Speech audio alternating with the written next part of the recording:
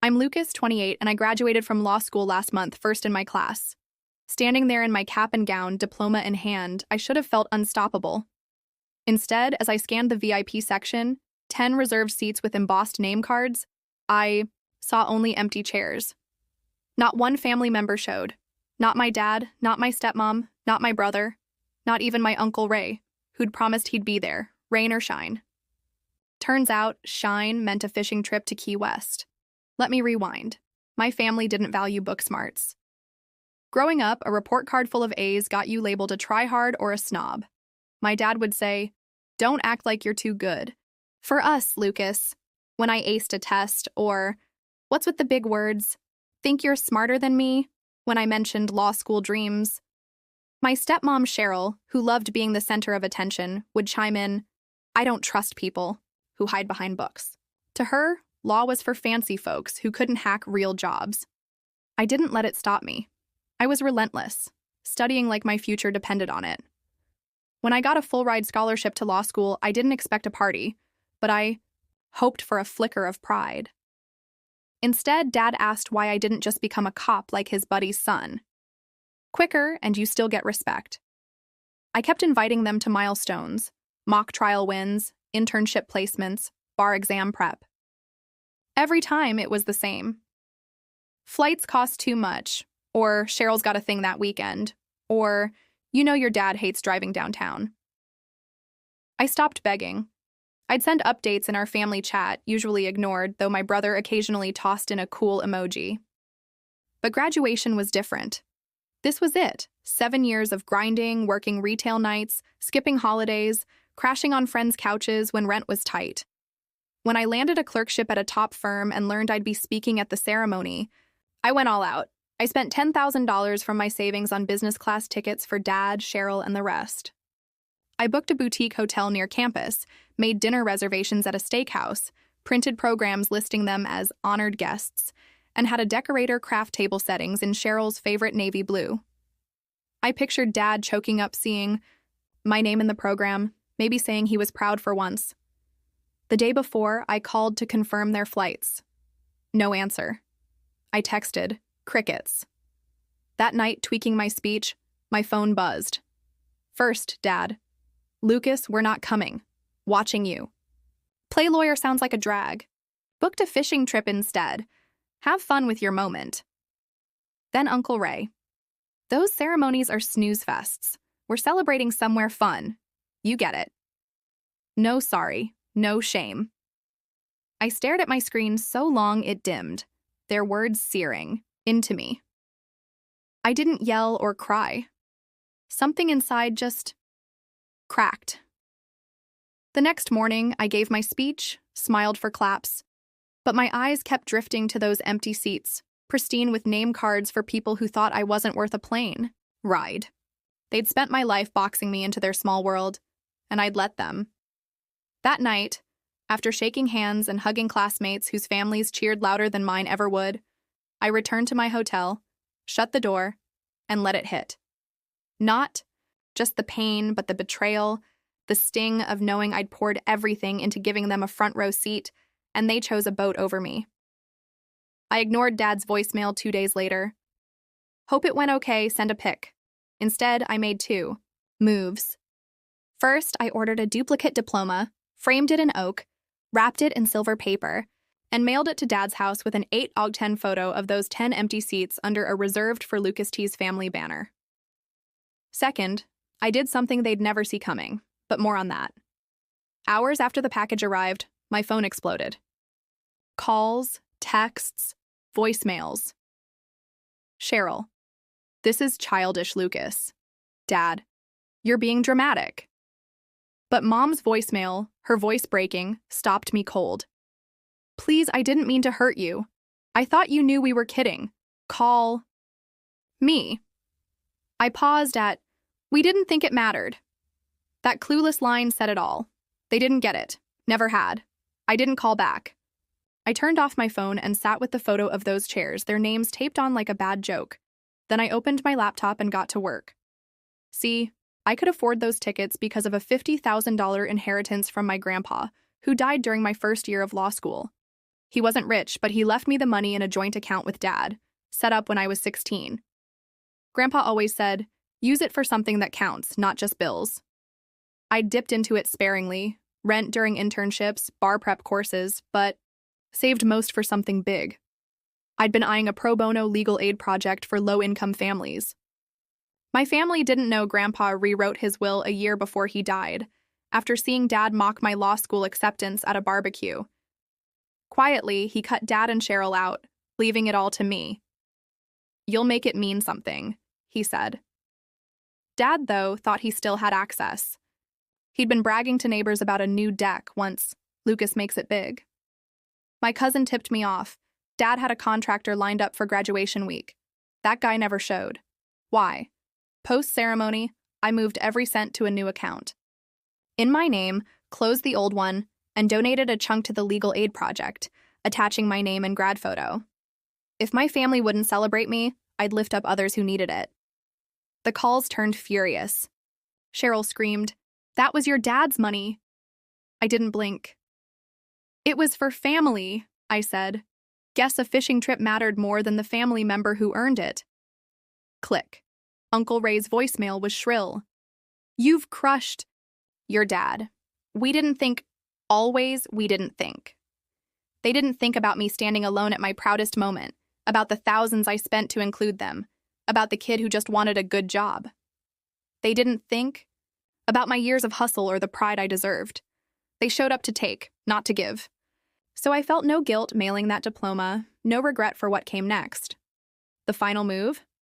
I updated every account, bank, medical, emergency contacts, naming my best friend Ethan, who stayed up with me through late-night study sessions, flew himself, out for graduation, and stood in the crowd with a Dr. Lucas T. J.D. sign.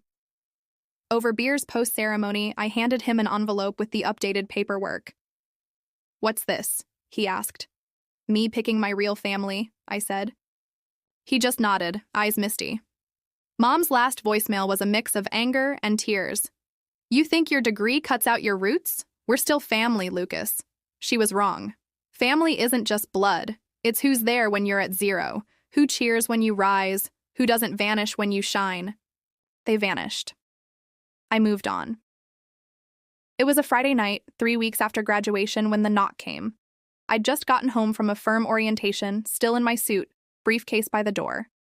My apartment smelled of coffee and the Thai takeout I'd grabbed. For once, I was craving quiet. Then the knock, firm, like they owned the place. I opened the door a crack. There was Dad, beard grayer than I remembered, Cheryl behind him, arms crossed, scanning my hall like it might bite. My gut twisted, but I didn't budge.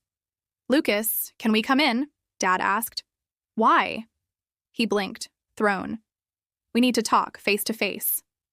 I leaned on the frame. "Could have done that at graduation." Cheryl huffed. "You're still mad?" We said congrats in the chat. "No," I said, steady. "You mocked me, then picked fish over your son."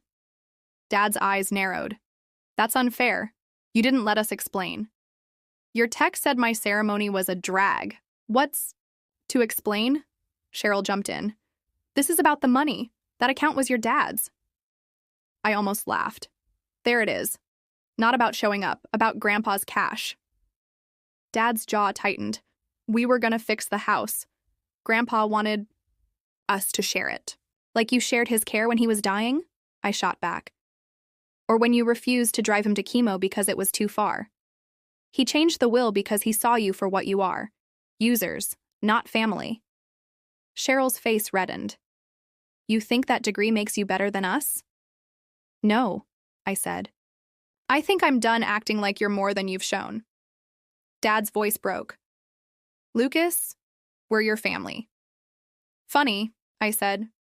3 weeks ago, you said I was playing lawyer. Now that the money's gone, I'm family?" He opened his mouth, but nothing came. Guilt flickered, then faded. I stepped back. "You flew here for this, but couldn't make it to my stage. That's all I need to know." I started to close the door. Dad reached out. "Can't we try?" "Again?" I paused. "I already did, without you." I shut the door, stood still, and listened to their steps fade. No tears, no smile, just calm. The aftermath spread fast. Uncle Ray told cousins, who told aunts. Some called me a hero, others a traitor. My cousin Mia texted, "You said what?" We all wanted to. But Dad's side, who never liked Grandpa, acted like I'd stolen their birthright. An aunt I hadn't seen in years messaged, "Blood's blood. You'll regret this." I didn't. I started my clerkship, hung my diploma, not the one I sent Dad, but a new one, framed with a photo of me and Ethan grinning under the campus arch. I kept building. 3 years later, I'm a lawyer, not just in name, but in soul. Long nights, tough cases, clients who break your heart. I've argued in court, comforted the hopeless, laughed in dive bars at 2 a.m. with colleagues.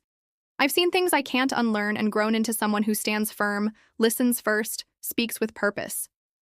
And that legal aid dream? It's real now. With Ethan's help and firm contacts, I launched a small pro bono office in a rough part of town. 1 floor, 3 rooms, a paralegal, and me. We don't ask for payment up front. We stay open late because justice doesn't clock out. I named it the Henry T. Legal Hub, after Grandpa. His photos in the entry, grounding me daily. I rarely think of my family now, not out of spite, but peace. You stop chasing what never chased you. Then, last November, an email arrived. Family reunion, Aunt Linda's 70th. A backyard potluck, classic family chaos. Tucked at the bottom. Lucas, we hope you come. Your dad misses you. Signed by my cousin Zoe, the peacemaker. I almost trashed it. Then a letter came to the office, no return address, Dad's blocky handwriting. Lucas, I know I don't deserve to ask, but please come. Not to fight, just to see you. I've changed. I'm still your dad. He circled Dad twice. I stared, then filed it in a drawer with the empty seats photo I hadn't touched in years. I didn't open the photo, just shut the drawer. Went. Maybe curiosity, maybe to close the door gently, not slam it. The reunion was at a community center. Streamers, buffet trays, a Bad Country playlist. Cars packed the lot. Inside, it was loud. Kids screaming, aunts gossiping. Heads turned as I walked in. A cousin muttered, "That's Lucas?" I nodded, kept to the wall. I wasn't here for hugs. Then I saw Dad. He looked worn, thinner, hair white, in a faded polo. His eyes caught mine, like he thought I'd bolt. "Lucas," he said, voice shaky. "Hey," I replied. He stepped closer. "You came?" "Yeah." His eyes welled. "I wasn't sure you'd read the letter." I waited for an apology, accountability. Instead, he grabbed my arm. "I've missed you." I stepped back. "You missed showing up when it counted." He winced. "I'm not here to argue," I said. "I just wanted you to see me, not to gloat, but to know I'm good without your support, your money, anything you thought I needed." He stared, silent. I handed him an envelope, a pamphlet for the Henry T. Legal Hub, with a note. "If you ever want to know what I've built and why I stopped waiting for you." His hands shook taking it. I stayed long enough to toast Aunt Linda to show I wasn't running, that I'd grown without them.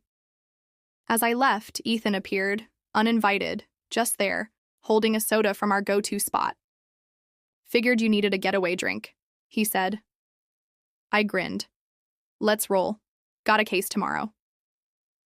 Driving off, I glanced back. Dad stood in the lot, pamphlet in hand, watching me go. He didn't wave. I didn't either. Some endings don't need fanfare, just peace. I've got mine.